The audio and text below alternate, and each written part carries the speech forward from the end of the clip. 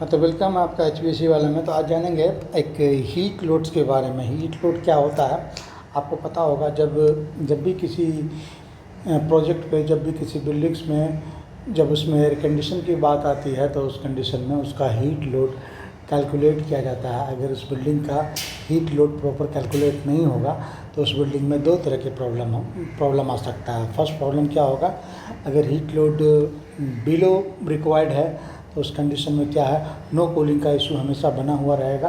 अगर second condition है कि जितना हीट लोड चाहिए, जो लोड चाहिए उससे ज़्यादा है, उस कंडीशन में जो है आपका इलेक्ट्रिसिटी कंजप्शन ज़्यादा आएगा और आपका कॉस्ट भी ज़्यादा आएगा। तो चलिए आज जानेंगे। एक एग्जांपल लिए हैं यहाँ पर, एक कोचिंग सेंटर है, ठीक है ना, जो कि 10,000 स्क्वायर फीट का है और इसमें जो टोटल नंबर ऑफ़ स्टूडेंट है यहाँ पर 400 स्टूडेंट जो है कोचिंग को अटेंड करने वाला है, ठीक है। 400 स्टूडेंट होगा और जो एरिया है यहाँ पर 10,000 स्क्वायर फीट है। उसके बाद टोटल स्टाफ यहाँ पर 20 है। टोटल कंप्यूटर जो है, कोचिंग सेंटर है तो वहाँ तो कंप्यूटर चाहिए होगा मटेरियल्स के लिए, फिर उस लेक्चर्स को अपलोड्स करने के लिए, लाइव के लिए,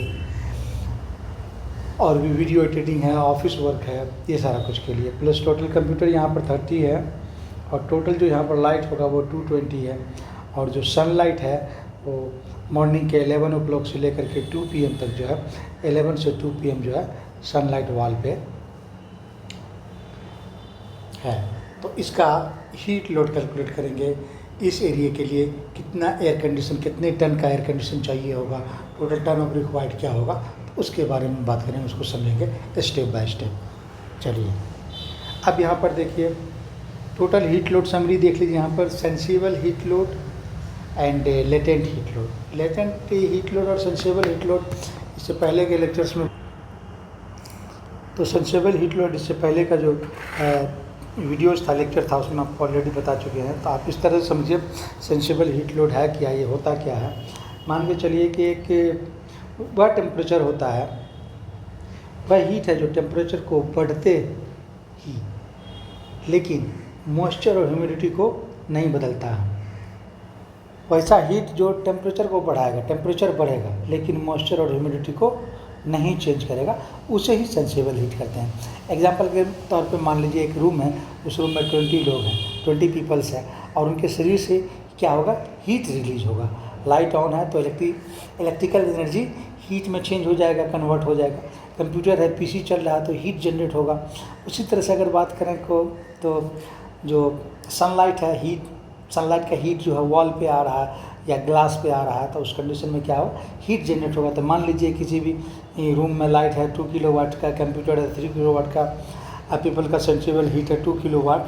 तो इस तरह से 2 + 3 + 2 + 7 कर दिए तो ये जो किलोवाट हुआ ये हो गया आपको सेंसिबल हीट हो गया, ठीक है ना। और जो लेटेंट हीट है ये तो सेंसिबल हीट हो गया। उसके बाद जो लेटेंट हीट है, लेटेंट हीट ये होता है ना कि वह हीट होता है जो एयर के अंदर जो मॉइस्चर और ह्यूमिडिटी को चेंज करता है, उससे लेटेंट हीट कहते हैं।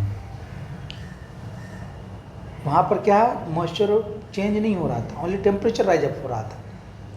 तो एग्जांपल के लिए मान लीजिए कि जैसे कि ब्रीदिंग कर रहे हैं, ठीक है, छोड़ते हैं तो उसमें क्या मॉइस्चर बढ़ती है। स्वेटिंग हो रहा है, लोगों को पसीना आता है, क्या मॉइस्चर बढ़ती है। बाहर से ह्यूमिड एयर रूम के अंदर आता है। कुकिंग से जो है स्टीम निकल रहा है, ठीक है ना, प्रेशर कुकर से स्टीम निकल रहा है। शावर या बाथरूम से जो मॉइस्चर आता है। एग्जांपल एक और मान लीजिए कि 20 पीपल से रूम में रहते हैं या बैठे हुए हैं, उनसे कुल जो है 1 किलोग्राम जो है पर आवर जो है मॉइस्चर रूम में आ रहा है। इसी मॉइस्चर को हटाने के लिए AC को जो है लेटेंट कूलिंग करनी पड़ती है, ठीक है। इसे ही जो है लेटेंट हीट कहते हैं। और HVAC में क्या होता है ना, सबसे ज़रूरी बात यह है कि total heat load equal to sensible heat load plus latent heat, ठीक है। यहाँ पर देख रहे हैं आप ये इन दोनों का ऐड हो जाएगा, ठीक है ना। इसलिए अगर किसी भी रूम में, किसी भी एरिया में जब टोटल कूलिंग लोड 10 किलोवाट है, AC को केवल टेम्परेचर कम करना है, उससे ह्यूमिडिटी भी कंट्रोल करना होता है, ठीक है ना। तो सेंसेबल क्या हो गया आपका टेम्परेचर, लेटेंट क्या हो गया मॉइस्चर ह्यूमिडिटी, और टोटल हो गया आपको सेंसेबल प्लस लेटेंट। इसको याद रखने के लिए आप यहाँ पर मैं दे देता हूँ आपको सेंसेबल हीट्स, यानी मान लीजिए यहाँ पर टेम्परेचर,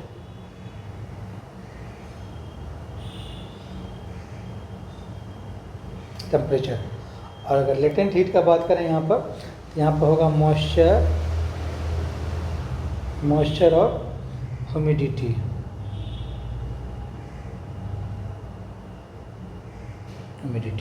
ठीक है, तो इन दोनों पार्ट्स को जब ऐड करते हैं कैलकुलेट के थ्रू तो ये आ जाता है आपको 61.40 TR, टन ऑफ रेफ्रिजरेशन।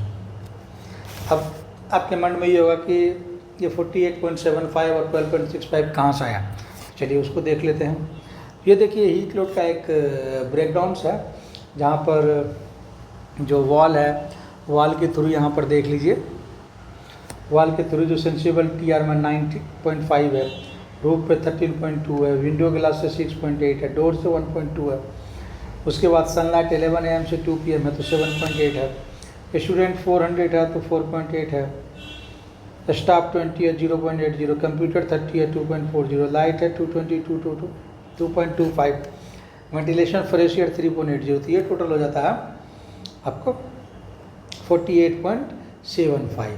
ये क्या हो गया सेंसिबल, और ये हो गया आपका क्या लेटेंट। लेटेंट में क्या आया स्टूडेंट, स्टाफ एंड वेंटिलेशन, इन सबको टोटल ऐड करके यहाँ पर हो रहा है 61.40। आपने देख लिया लेटेंट कहाँ से आया और सेंसिबल कहाँ से आया।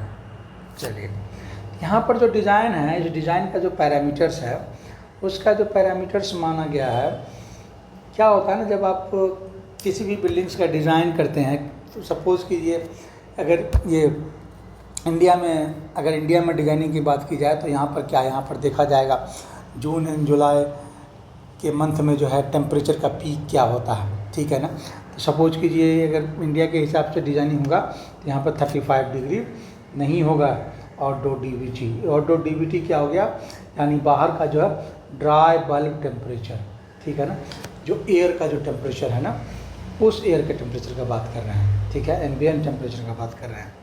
और आउटडोर WBT यहाँ पर 27 डिग्री लिया गया वेट बल्ब टेम्परेचर, और इंडोर यहाँ पर दिया गया 24 डिग्री सेल्सियस, कि 24 डिग्री सेल्सियस चाहिए इंडोर में।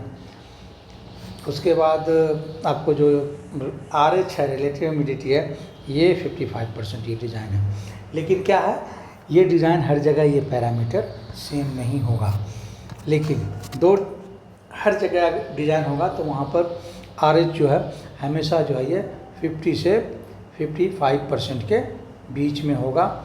और सेकंड पॉइंट अगर यहाँ पर बात की जाए, अगर इंडोर DVT की बात करते हैं तो यहाँ पर थोड़ा सा चेंज आ सकता है, ये डिज़ाइन जो है 20 से 22 डिग्री सेल्सियस लिया जा सकता है, ठीक है। और आउटडोर का तो ये पैरामीटर चेंज होगा, ठीक है। अगर ये पैरामीटर अफ्रीका के लिए बात करें, साउथ अफ्रीका के लिए या फिर वार्मर कंट्री के लिए, तो वहाँ पर ये 35 की जगह 40 होगा, 35 की जगह वहाँ पर 35 की जगह पर वहाँ पर क्या है 40 भी हो सकता है, 45 भी हो सकता है, वो डिपेंड करेगा उसके एम्बिएंट टेम्परेचर पे, ठीक है। प्लस आउटडोर WBT जब ये बढ़ेगा तो उस कंडीशन में ये भी राइज होगा, तो ये भी आपको 32 से 35 हो सकता है, ठीक है। तो ये एक डिज़ाइन का कंडीशन लिया गया है। ऐसा नहीं है कि आपने कहा कि चलो भाई, मैंने एक वीडियो देखा था कि वहाँ पर 10,000 स्क्वायर फीट है, वहाँ पर जो डिज़ाइन किया गया वो 60 से 75 टन्स के बीच में किया गया, चलो नहीं, ऐसा नहीं होता है। जब डिज़ाइन होता है तो उस कंडीशन में आपको सारा कुछ देखना होता है। अगर वॉल फुल ग्लास का है तो डिज़ाइन चेंज हो जाएगा, और कंटिन्यू अगर हर एक चारों साइड से उस वॉल पे जो उसका बिल्डिंग का इस तरह से डिज़ाइन है, अगर वहाँ पे सनलाइट है तो उस कंडीशन में भी उसका डिज़ाइन चेंज हो जाएगा, ठीक है। आपका डिज़ाइन फिर फेल हो जाएगा। तो उस डिज़ाइन के लिए जो इम्पोर्टेंट चीज़ है, आपको आउटडोर DVT देखना है, आउटडोर WBT देखना है, इंडोर DVT देखना है, और उसके बाद जो मेन चीज़ है उस बिल्डिंग में क्या क्या चीज़ यूज़ होने जा रहा है, किस चीज़ के लिए यूज़ होगा। सपोज करो एक डिज़ाइन करने जा रहे हो और वहाँ पर एक फैक्ट्रीज़ है, मेटल्स फैक्ट्री है, मेटल फैक्ट्री आप डिज़ाइन करने जा रहे हो तो उस कंडीशन में यहाँ पर पैरामीटर चेंज हो जाएगा। ठीक है, तो यहाँ पर देखो आप, ये इस तरह से यहाँ पर एक क्लासरूम का डिज़ाइन है जहाँ पर ये सनलाइट देखो 11 से 2 PM के बीच ये सनलाइट आ रहा है वॉल पे। उसके बाद देखो यहाँ पर 400 स्टूडेंट है और यहाँ पर स्टाफ रूम है, 20 स्टाफ है। फिर ये कंप्यूटर रूम है जहाँ पे 30 कंप्यूटर्स है। ठीक है, तो ये सारा कुछ देखना होता है। प्लस लाइट है, 220 लाइट है। तो इस कंडीशन में यहाँ पर 67.5 TR रिक्वायर्ड होगा। हालांकि यहाँ पर 61.4 है, लेकिन सेफ्टी फैक्टर के लिए क्या होता है ना, 10 से 15% हमेशा हम प्लस लेके चलते हैं। तो यहाँ पर 10% प्लस लेके चलाऊँ तो 61.40 टन है, तो यहाँ पर 10% इंक्रीज़ कर दिया तो 67.54 है। तो यहाँ पर मेरा रिकमेंडेड रहेगा, अगर ये कंडीशन मैच कर रहा है तो वहाँ पर जो यूनिट का इंस्टॉलेशन होना चाहिए वो 70 TR होना चाहिए, ton of refrigeration. 17 ton air condition का रिक्वायर्ड होगा इस चीज़ को मैच करने के लिए। हाँ, अगर आप चाहते हो कि इंडोर DVT जो है आपको 24 की जगह यहाँ पर 20 हो, तो उस कंडीशन में आपको कैरेज का कैपेसिटी बढ़ाना होगा। 24 इसलिए रखा गया क्योंकि 22+-2 जो है ये स्टैंडर्ड माना जाता है। ठीक है, एयर कंडीशन क्या है, वैसा टेम्परेचर जिस टेम्परेचर पे आपको न तो हीट फील हो और न ही आपको कूल फील हो। ऐसा नहीं कि आप एयर कंडीशन यूज़ कर रहे हो और जून एंड जुलाई के मंथ में जो है आप ब्लैंकेट्स के अंदर हो, तो नहीं। उससे क्या होगा, ये आपकी बॉडी पे भी इम्पैक्ट पड़ेगा। ठीक है ना। तो चलिए, ये था एक सिंपल सा हीट लोड कैलकुलेशन। इससे रिलेटेड अगर आपको कुछ डाउट्स हो, इसमें कुछ आपको समझ में नहीं आया हो, तो आप कांटेक्ट कर सकते हैं। और हमारी कोशिश यही रहेगी कि इस टॉपिक्स को और अच्छे तरीके से और आसानी से आपको बताया जाए। तो चलिए, मिलते हैं नेक्स्ट टॉपिक में।